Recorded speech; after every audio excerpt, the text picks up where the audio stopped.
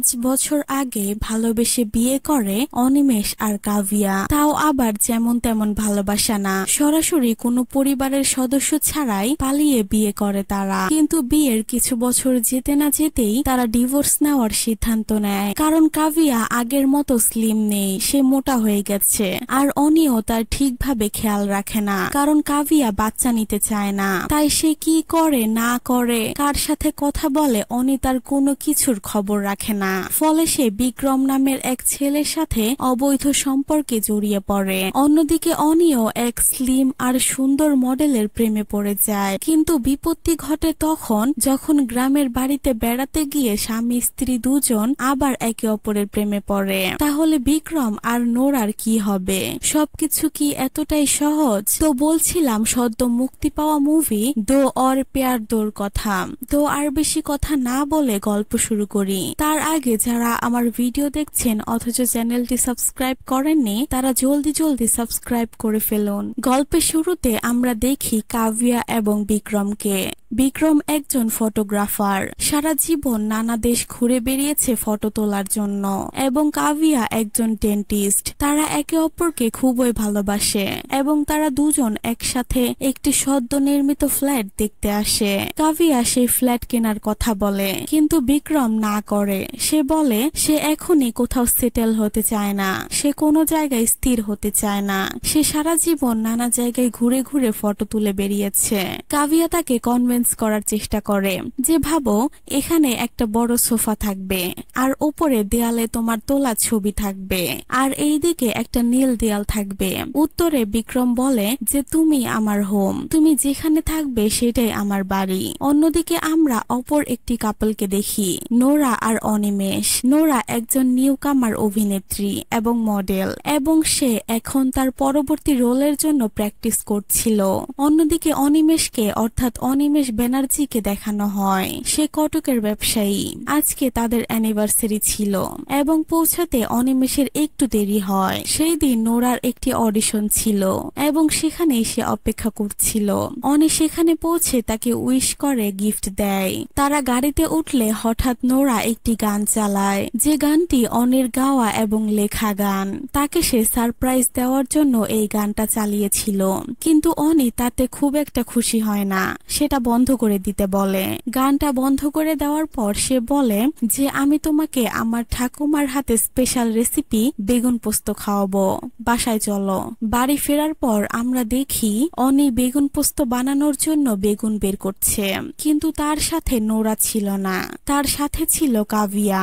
এবং আমরা বুঝতে পারি যে অনি আর কাভিয়া বিবাহিত, আর তারা দুজনেই এক্সট্রা ম্যারিটাল অ্যাফেয়ারে জড়িত। কাভিয়া বিক্রমের সাথে আর অনি নোরার সাথে। তাদের দুজনের সাংসারিক জীবন খুবই সাদামাটা ছিল। প্রত্যেক দিন রুটিনের বাইরে তারা কোনো কাজ করত না। একে অপরের প্রতি ভালোবাসা তো দূরের কথা, তারা কোনো নর্মালি কথাও বলতো না। একে অপরের থেকে সব সময় দূরে দূরে থাকতো, আর তাদের ভেতরে ভালোবাসার সম্পর্ক মৃত প্রায়। এমনকি রাতে তারা দুজন দুই দিকে মুখ করে ঘুমিয়ে পড়ে। এই রকমই চলতে থাকে তাদের জীবন। না আছে কোনো ভালোবাসা, না আছে কোনো বন্ধুত্ব। বিক্রম চাপ দেয় তাকে অনির থেকে ডিভোর্স নেওয়ার জন্য, এবং কাভিয়াও তাকে ডিভোর্স দিতে চায়, কারণ বিয়ের এত বছর পর তাদের মধ্যে সেই আগের ভালোবাসাটা নেই। তাই সে পরের দিন লয়ারের সাথে কথা বলতে যায়, এবং তাদের কথোপকথন থেকে আমরা বুঝতে পারি যে তাদের আসলে লাভ ম্যারেজ হয়েছিল। শুধু তাই না, তারা পরিবারের বিরুদ্ধে গিয়ে পালিয়ে বিয়ে করেছিল। প্রথম কয়েক বছর তারা খুবই খুশি ছিল, কিন্তু তারপর হঠাৎ করেই তাদের মধ্যে দূরত্ব বাড়তেই থাকে। ফলে আগের মতো ভালোবাসা আর থাকে না। লয়ার তাকে আরো জিজ্ঞাসা করে যে অনি কি তোমাকে কখনো ফিজিক্যালি অ্যাবিউজ করে? কাভিয়া জানায় না, কখনোই না। লয়ার আবার বলে অনির কি কোনো এক্সট্রা ম্যারিটাল অ্যাফেয়ার আছে? কাভিয়া বলে না, অনি সেরকম ছেলে না, আর হলেও তার ব্যক্তিগত কোনো কিছুই আমি জানি না, আর জানার ইচ্ছাও নেই। এইখানে আমরা আরো জানতে পারি কাভিয়া কখনোই বাচ্চা নিতে চায়নি। একবার সে প্রেগনেন্ট হয়ে গিয়েছিল, কিন্তু সে সেটা অ্যাবর্শন করিয়ে নেয়। অন্যদিকে আমরা এই সময়ে নোরা এবং অনিকেও দেখতে পাই। নোরা অনিকে প্রেসার দিচ্ছিল যে এবার তার বউকে সব কথা খুলে বলতে হবে, কারণ তাদের সম্পর্ক 2 বছর হয়ে গেছে। এখন যদি সে এসব কিছু না বলে তাহলে কতদিন এসব লুকিয়ে লুকিয়ে চলবে। সে আরো বলে যে সে হয়তো প্রেগনেন্ট, সে চায় না তার বাচ্চা এইভাবে পৃথিবীতে আসুক। তাই অনি ঠিক করে সেই দিনই বাড়ি গিয়ে সে কাভিয়াকে সকল সত্যিটা বলে দেবে। কিন্তু বাড়ি ফিরে সে দেখে কাভিয়া কোথাও যাওয়ার জন্য ব্যাগ গোছাচ্ছিল। আসলে কাভিয়ার দাদাজি মারা গিয়েছে, তাই সে তার বাবার বাড়ি যাওয়ার জন্য রেডি হচ্ছে। কাভিয়া তার দাদাজিকে খুবই ভালোবাসতো। এখানে অনি কাভিয়াকে অবাক করে দিয়ে বলে সেও তার সাথে যেতে চায়। কাভিয়া এক্সপেক্ট করেনি যে অনি তার সাথে যেতে চাইবে, কিন্তু অনি নিজে থেকেই বলে যে সে তার সাথে যেতে চায় এবং এইখান থেকে তাদের জীবনের মোড় পাল্টে যায়। তারা পৌঁছে যায় গ্রামের বাড়িতে, আর আমরা বুঝতে পারি সেখানে কেউই তাদের খুব একটা পছন্দ করে না, কারণ সে একটা বাঙালি ছেলের সাথে পালিয়ে গিয়েছিল আর তাদের পরিবারের মান সম্মান ডুবিয়ে দিয়েছিল। তার বাবা এখনো তাদের ওপর রেগে আছে, এমনকি গত 12 বছরে তিনি একবারও কাভিয়া এবং অনির বাড়িতে আসেননি। এবার বাড়ি যাওয়ার পরই তাদের নিয়ে তাদের আত্মীয়দের মধ্যে নানা রকম কথা শুরু হয়ে যায়। এমনকি তাদের মধ্যে এটা বলতেও শোনা যায় যে তোমাদের বিয়েটা যে এখনো টিকে থাকবে তা আমরা ভাবতেই পারিনি। যেহেতু তাদের পরিবার সহ আত্মীয় স্বজন সবাই তাদের বিরুদ্ধে ছিল, আমরা তাদের মধ্যেকার পুরনো বন্ধুত্বটা দেখতে পাই। তাই আমরা তাদের মধ্যেকার সেই পুরনো বন্ধুত্বটা দেখতে পাই, কারণ তারা এইখানে পরিবারকে দেখানোর জন্য একে অপরের সাথে কথা বলছিল। এই ছেলেটি হলো কাভিয়ার কাজিন ভাই সুরিয়া, যে অনিকে অনেক কুল মনে করত, কারণ সে এক সময় একটা ব্যান্ডের সদস্য ছিল এবং তারা পালিয়ে বিয়ে করে। এইসব কারণে সে তাকে খুবই কুল মনে করছিল। এক সময় ফ্যামিলি মেম্বারদের উপস্থিতিতে সুরিয়া তাদের লাভ স্টোরি সম্বন্ধে তাদের জিজ্ঞাসা করে এবং এইখানে আমরা জানতে পারি যে কাভিয়াই তাকে প্রথম ভালোবাসার কথা বলেছিল। তারপর পরিবার না মানায় তারা পালিয়ে বিয়ে করে, অর্থাৎ তাদের মধ্যে আগে এতটাই ভালোবাসা ছিল যে তারা বাড়ি থেকে পালাতেও 2 বার ভাবেনি। তারা একে অপরের প্রেমে পাগল ছিল, এতটাই পাগল যে তারা পালিয়ে বিয়ে করেছিল। কিন্তু বিয়ের কিছু বছরের মধ্যেই সেই সব ভালোবাসা শেষ হয়ে যায়, আর বর্তমানে তারা এমন একটা পরিস্থিতিতে দাঁড়িয়ে আছে যেখানে দুজনেই দুজন অন্য মানুষের সাথে সম্পর্কে জড়িয়ে আছে। আর কাভিয়ার সাথে কাভিয়ার বাবার সম্পর্ক এখনো ঠিক হয়নি। অন্যদিকে তাদের এইখানে আসার জন্য কাভিয়ার সাথে বিক্রমের আর অনির সাথে নোরার তেমন যোগাযোগ হচ্ছিল না। এক সময় অনি নোরাকে ফোন করে জিজ্ঞাসা করে যে প্রেগন্যান্সি টেস্টের রিপোর্টটা কি।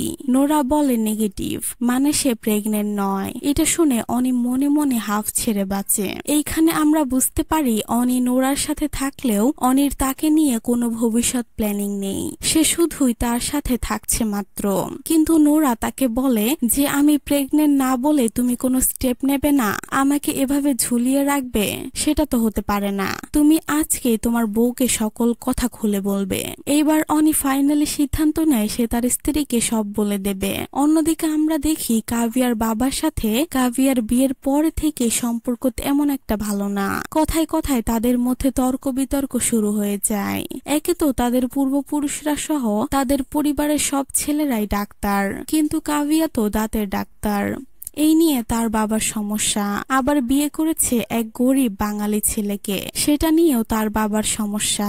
এরই মধ্যে সব আত্মীয় স্বজনদের মাঝে হঠাৎ একদিন কাভিয়ার বাবা তাকে ডেন্টিস্ট হওয়া নিয়ে খোঁটা দেয়। ফলে কাভিয়া প্রচন্ড রেগে যায় এবং তার বাবার সাথে তর্ক বিতর্ক শুরু হয়ে যায়, আর তাদের মধ্যে বিশাল এক ঝামেলা বেঁধে যায়। ফলে এক পর্যায়ে কাভিয়া বাড়ি থেকে স্কুটার নিয়ে বেরিয়ে যায়, আর তার পেছনে অনিও উঠে পড়ে। আর তারা যায় একটি বারে, যেখানে তারা অল্প বয়সে যেত আর দুজন একসাথে ড্রিঙ্ক করত।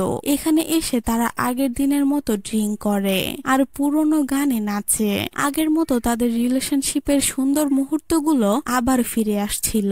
তারা আগের মতো ড্রিঙ্ক করে আর পুরনো গানে নাচে, আর ড্রিঙ্ক করা অবস্থায় বাড়ি ফিরে বহু বছর পর তারা ঘনিষ্ঠ হয়ে পড়ে। কিন্তু তখনই ঘটে এক অদ্ভুত ঘটনা। তাদের বাড়ির অন্যান্য লোকজন সেখানে চলে আসে এবং ঘরের লাইট জ্বালিয়ে দেয় এবং তারা দেখতে পায় মৃতদেহ যে ঘরে রাখা হয়েছিল সেই ঘরে তারা ঘনিষ্ঠ হতে যাচ্ছিল। তারা দুজনেই এতে অত্যন্ত লজ্জিত হয়ে পড়ে এবং সেখান থেকে চলে যায়। পরের দিন তার দাদার শেষ কার্য সম্পন্ন করার পর তারা আবার বাড়ি ফিরে আসে। বাড়ি ফেরার পর আমরা দেখি তাদের আগের পুরনো ভালোবাসা আবার ফিরে এসেছে আর তারা হঠাৎ আবার শারীরিকভাবে ঘনিষ্ঠ হয় এবং তাদের পুরনো অনুভূতিগুলো অনুভব করতে শুরু করে।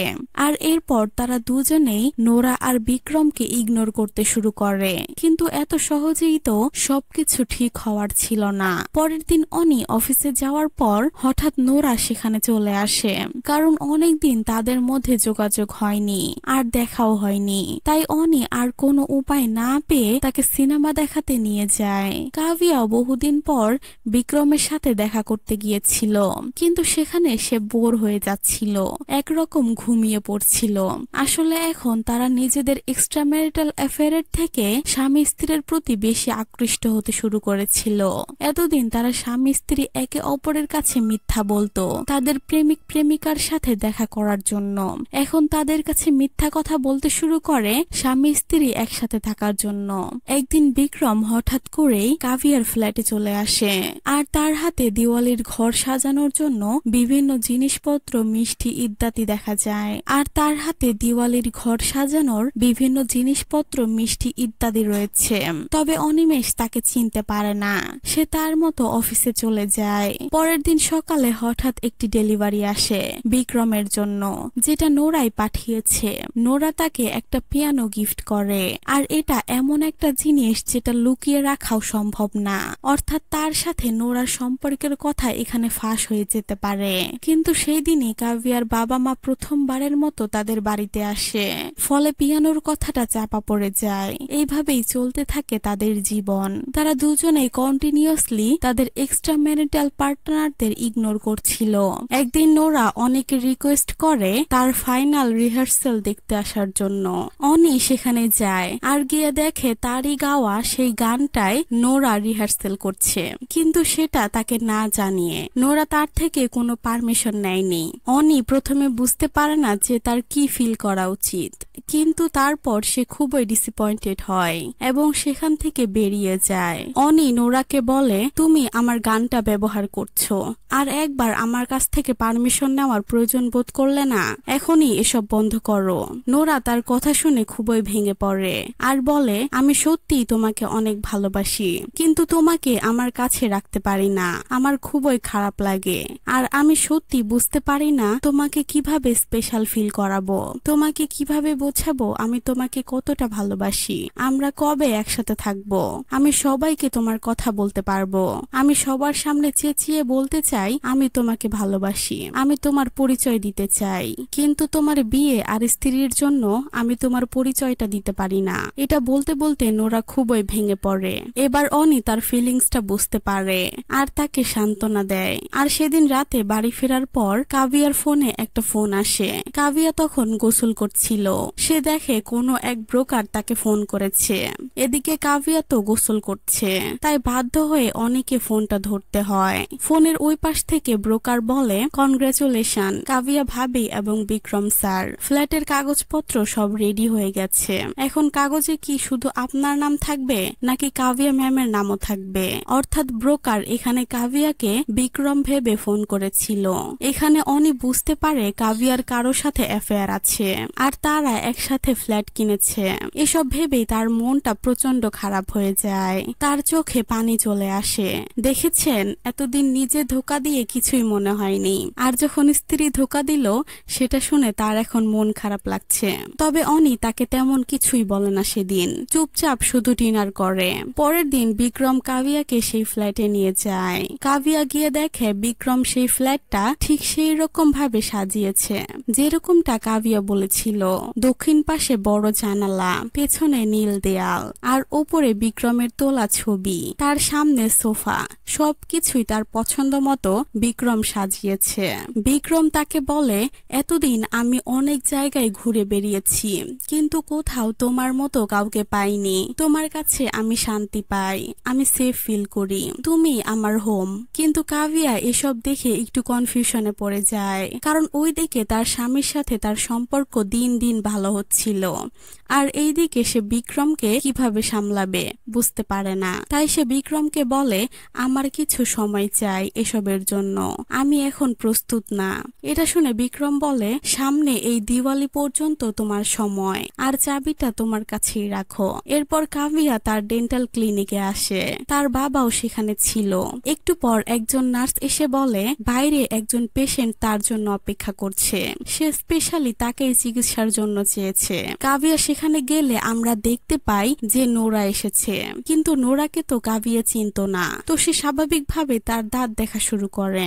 এর মাঝখানে হঠাৎ করে নোরা বলে, তোমার স্বামী তোমাকে ছেড়ে চলে যাবে। এই বলে সে সেখান থেকে চলে যায়। কাভিয়া বুঝতে পারে এই মেয়ের সাথে অনির অ্যাফেয়ার আছে। এরপর সে তার বাবাকে নিয়ে রাগে দুঃখে ক্লিনিক থেকে বেরিয়ে আসে, আর তার সাথে তার বাবাও ছিল। সে গাড়িটা সমুদ্রের পাশে দাঁড় করায়। এই প্রথম কাভিয়া মন খুলে বাবাকে তার সকল দুঃখের কথা খুলে বলে। সে কান্না করতে করতে তার বাবাকে বলে, হয়তো আমার সংসারটা আর টিকবে না, আমার সবকিছুতেই নিজেকে ফেলিয়ার মনে হয়, আমি সবকিছুতেই ফেল। না তো ডাক্তার হয়ে তোমাদের প্রাউড ফিল করাতে পেরেছি, না তো ভালোবেসে শান্তি মতো নিজের সংসার করতে পেরেছি, আমি সবকিছুতেই ব্যর্থ। আমি ভালোবাসার জন্য এতটাই পাগল ছিলাম যে পরিবারের কথা ভাবিনি, এই কারণে হয়তো ভগবান আমাকে এই কষ্টগুলো দিচ্ছে। এগুলো শুনে তার বাবা তাকে বোঝায় যে ভাগ্যে যা আছে তাই হবে, আর সৃষ্টিকর্তা যা করবে ভালোর জন্যই করবে। এসব কথাবার্তা বলতে বলতে বাবা আর মেয়ের মাঝে সম্পর্ক আবার ঠিক হতে শুরু করে। সেদিন রাতে কাভিয়ার বাবা মা আবার বাসায় ফিরে আসে। কাভিয়া আর অনি তাদের সি অফ করে আসে। বাসায় ফেরার সাথে সাথে কাভিয়া অনিকে নোরার ব্যাপার নিয়ে কথা শোনাতে শুরু করে যে সে সব জেনে গেছে। আরো বলে, তুমি আমাকে কখনোই সময় দিতে না, সব সময় অফিস নিয়ে পড়ে থাকতে। আমরা 5 বছর কোথাও ঘুরতে যাই না, এইবার বাইরে যাওয়া হয়েছে শুধুমাত্র আমার দাদা মারা যাওয়ার কারণে, না হলে তুমি জীবনেও যেতে না। অনিও তাকে বিক্রমকে নিয়ে বলা শুরু করে আর বলে, তুমি আমাকে এসব বুঝিয়ে বলতে পারতে, হয়তো আমি শুধরে যেতাম, তোমাকে সময় দিতাম, কিন্তু তুমি তা না করে আরেকজনের সাথে সম্পর্কে জড়িয়েছ। অনি আরো বলে, আমি অফিসে ব্যস্ত থাকি, কারণ আমাকে সংসার চালাতে হয়, ইএমআই দিতে হয়, আরো অনেক কিছু। এটা শুনে কাভিয়া বলে, টাকা তো শুধু তুমি একা ইনকাম করো না, আমিও করি। আমি তোমার কাছে কোনোদিন কিছু চাইনি, শুধু তোমার কাছে একটু সময় চেয়েছিলাম। এভাবে তারা একে অপরকে দোষারোপ করতে করতে একটা বড় ঝামেলা বেঁধে যায়। এক সময় কাভিয়া বলে, তোমার বাবা মারা যাওয়ার পর থেকেই তুমি এমন বদলে গেছো। আগে তুমি গান গাইতে, তোমার একটা ব্যান্ড ছিল, কত হাসি খুশি থাকতে তুমি, কিন্তু এখন অফিসের কাজে তুমি এতটাই ব্যস্ত থাকো যে আমাকে সময় দিতে পারো না। আমি সেই পুরনো অনিমেষকে ভালোবেসেছিলাম, কিন্তু তুমি এখন পুরোপুরি বদলে গেছো। আমি কাকে ভালোবাসবো? আমি যে এত বছর ধরে একজনের সাথে সম্পর্ক করছি সেটাও তুমি মাত্র কদিন হলো জানতে পারলে। আসলে প্রেম করে বিয়ে করার পর মানুষটিকে পেয়ে গেলে তার আর কোনো মূল্য থাকে না। এটা শুনে অনি বলে, মূল্য ছিল, তোমার মূল্য সব সময় আমার কাছে ছিল, কিন্তু তোমার কাছে আমার কথার কোনো মূল্য নেই। আমি তোমাকে বলেছিলাম আমাদের বাচ্চাটাকে অ্যাবর্শন না করাতে, কিন্তু তুমি আমার কথা না শুনে অ্যাবর্শন করালে। যদি বাচ্চাটা থাকতো তাহলে আমরা একটা সুখী পরিবার হতাম, এসব কোনো কিছুই হতো না। আর তুমি বিয়ের আগে কত স্লিম ছিলে, সুন্দর ছিলে, আর এখন তুমি একেবারেই বদলে গেছো। এগুলো শুনে কাভিয়া বলে, সত্যিই যদি জীবনের একটা রিসেট বাটন থাকতো তাহলে আবার প্রথম থেকে সব শুরু করতাম, কিন্তু সেটাই তো আর সম্ভব না। মাঝে মাঝে ভালোবাসা থাকলেও কিছু কিছু সম্পর্ক টিকিয়ে রাখা যায় না। এরপর তারা সিদ্ধান্ত নেয় তারা আলাদা হয়ে যাবে। সেই ফ্ল্যাট ফাঁকা করে তারা দুজনের জিনিসপত্র নিয়ে আলাদা হয়ে যায়। আর কাভিয়া দিওয়ালির দিন বিক্রমকে সেই ফ্ল্যাটের চাবি ফেরত দিয়ে দেয়, কারণ সে সিদ্ধান্ত নেয় সে বিক্রমের সাথেও থাকবে না। কোথাও না কোথাও তার মনে দোটানা ছিল। এরপর সিন শিফট হয় 1 বছর বছর পর কাভিয়াকে ব্রোকার ফোন দিয়েছে তাদের আগের ফ্ল্যাটটা বিক্রি করার বিষয়ে কথা বলার জন্য। কাভিয়া শেষবার সেই ফ্ল্যাটে যায় পুরনো স্মৃতিচারণ করতে। আগের দিনের সময় কথাগুলো তাকে প্রচন্ড ভাবায়। তারা দুজন আগে যে জায়গায় বসে চাইনিজ খেত, কাভিয়া ঠিক সেই জায়গায় বসে চাইনিজ খাচ্ছিল। একটু পর তার কাছে অনির ফোন আসে। অনি কাভিয়াকে বলে, নোরার সাথেও আমার ব্রেকআপ হয়ে গেছে, ও এখন অনেক বড় স্টার, আমাদের সম্পর্ক আর বেশি দিন টিকেনি। কথা বলতে বলতে হঠাৎ করে অনি সেখানে চলে আসে আর তারা আবার একসাথে বসে আগের মতো করে চাইনিজ খায়। আর এই মুভিটা এইখানেই শেষ হয়। হয়তো তাদের পুরনো সম্পর্ক আবার ঠিক হয়ে যেতে পারে। তো আজকের ভিডিও এই পর্যন্তই, দেখা হবে নতুন কোনো ভিডিওতে।